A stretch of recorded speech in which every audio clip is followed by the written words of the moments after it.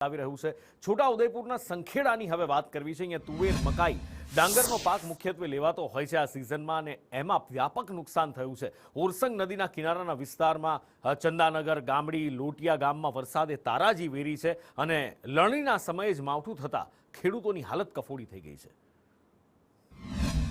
જે ગઈકાલે જે કુદરતી આકસ્મિક જે વરસાદ પડ્યો છે એની અંદર અમારા કાલીતળાવડીના સીમાડા પર જે અમારા ખેતરમાં જે ડાંગરનું વાવેતર કરેલું હતું તે ડાંગરના વાવેતરની અંદર અમને મોટા પાયા પર નુકસાન ગયું છે અને વરસાદ પડવાના કારણે અમારો જે પાક તૈયાર થયેલો પાક પણ પાણીમાં ગરકાવ થઈ ગયેલો છે। ત્યારે અમારા કમોસમી વરસાદી પડી રહ્યો છે।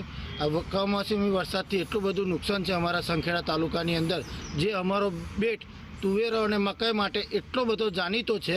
અત્યારે તુવેર અને મકાઈ બિલકુલ નુકસાન, અમે વાવેતર કરી રવિ પાકનું વાવેતર કર્યું અને સદંતર અમારું આ જે વરસાદથી સદંતર અમારું વાવેતર નિષ્ફળ ગયું છે।